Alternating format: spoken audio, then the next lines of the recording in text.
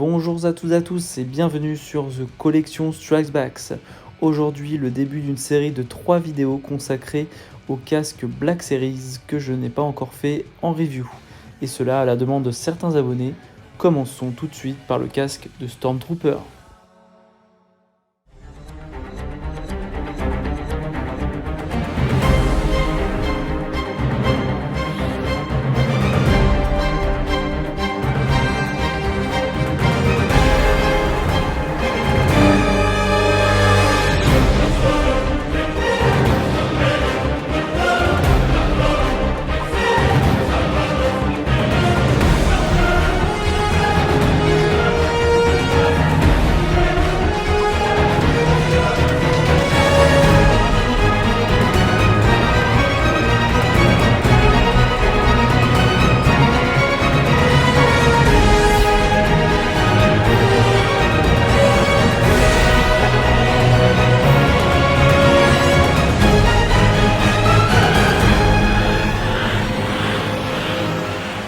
Donc commençons comme habituellement par le packaging avec un visuel du casque, de l'objet, un visuel du personnage crayonné, la mention Star Wars The Black Series, en dessous la mention qu'il faut 3 piles AAA, et également les mentions du coup Star Wars, Disney et Hasbro, donc la marque.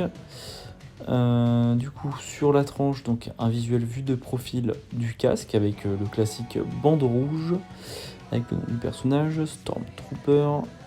À l'arrière, un visuel vue de 3/4 du casque avec voilà, des schémas du casque voilà, en bas du packaging et avec un descriptif qui décrit qu'il y a un modificateur de voix à l'intérieur de ce casque. Sur l'autre tranche, un autre visuel de ce casque avec d'autres schémas dessinés sur le côté.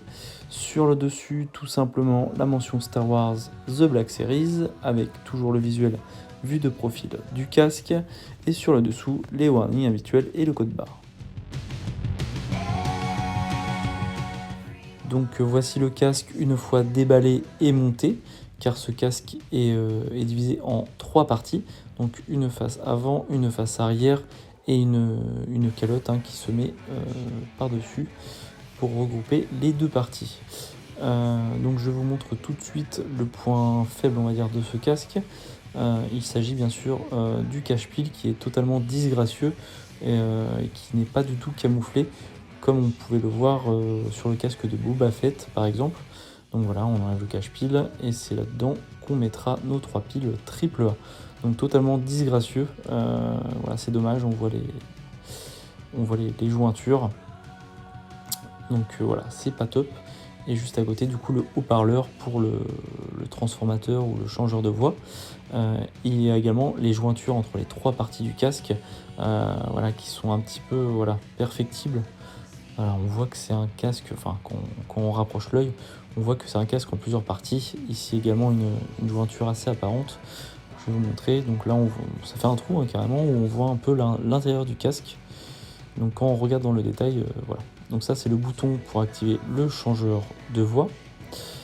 Et voici encore une fois une jointure assez apparente et voyante.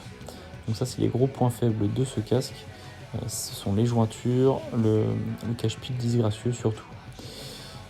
Donc je vous montre un petit peu de plus près. Sinon en termes de sculpture, tout ça il me semble bien fidèle à ce que l'on peut voir dans les films. Voilà, la peinture bien brillante également, pas de défaut de ce côté-là. Cette partie est caoutchoutée, en caoutchouc, et autour de ces sortes de petits haut-parleurs sculptés, donc c'est également caoutchouté. Donc sinon, voilà, ce casque me paraît quand même assez fidèle à ce que l'on peut voir dans les films. Et voilà, au niveau de la lentille, au niveau des yeux, elles ont une légère teinte verdâtre. Donc pour coller au plus près de ce que l'on peut voir dans les films.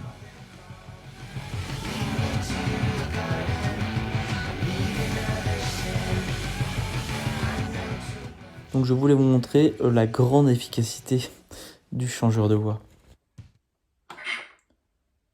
Bonjour et bienvenue sur The Collection Strikes Back. Bon, eh bien on est d'accord, il ne sert strictement à rien. Je voulais vous montrer l'intérieur du casque, donc qui est nettement moins soigné que le casque de Boba Fett.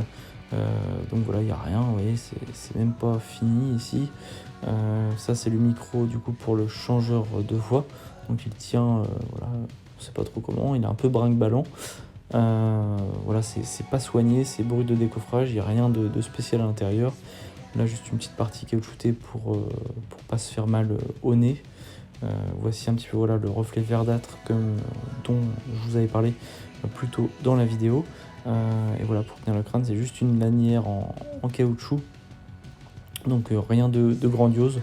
Voilà, c'est brut de décoffrage. Voilà, l'intérieur n'est pas du tout soigné. Contrairement à celui de Boba Fett ou alors l'intérieur du casque de Luke Pilot. Je pense que nous avons fait le tour de ce casque.